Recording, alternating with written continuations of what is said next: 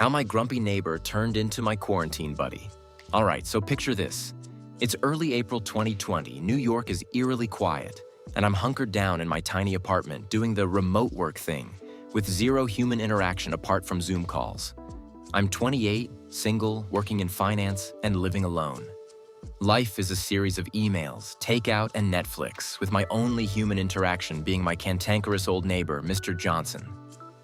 Mr. Johnson, picture Clint Eastwood, but somehow more intense, lives down the hall and has never been friendly.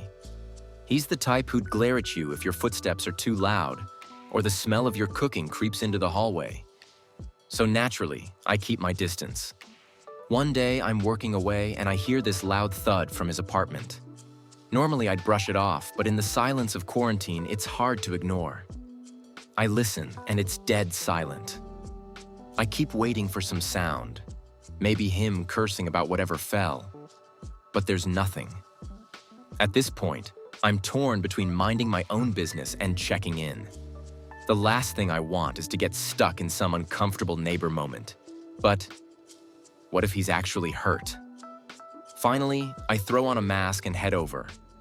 I knock, nothing. I knock harder, and after what feels like forever, the door creaks open.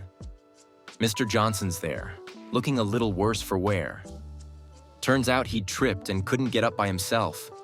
He's embarrassed as hell, and I'm awkward as hell, but I help him up, make sure he's okay, and head back to my place.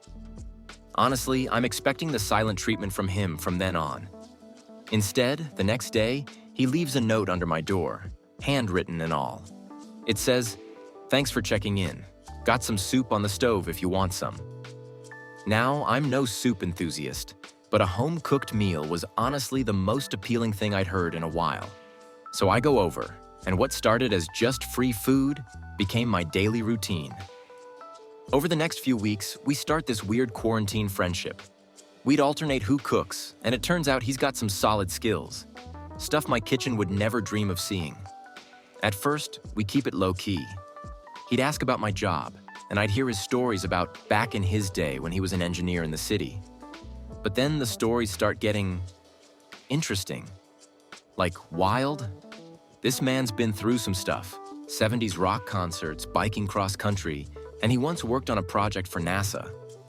Around week 4, he tells me he's been a widower for 15 years and hasn't talked to anyone like this since his wife passed. For a guy who's usually so standoffish, he opens up in a way that's pretty unexpected. At some point, I realize I'm actually looking forward to these dinners. The kicker? He starts looking out for me too. He notices I'm working crazy hours, asks me what the heck I'm doing with my life working in finance if I clearly hate it, and pushes me to actually think about that. It's a small thing, but it makes me question where I'm headed. We're two guys from completely different worlds, but suddenly this unlikely friendship is making me rethink my choices.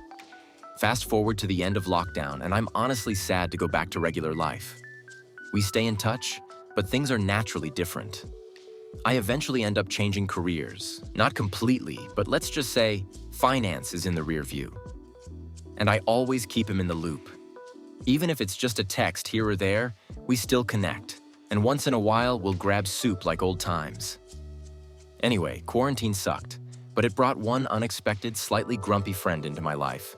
And you know what? I wouldn't trade that for anything.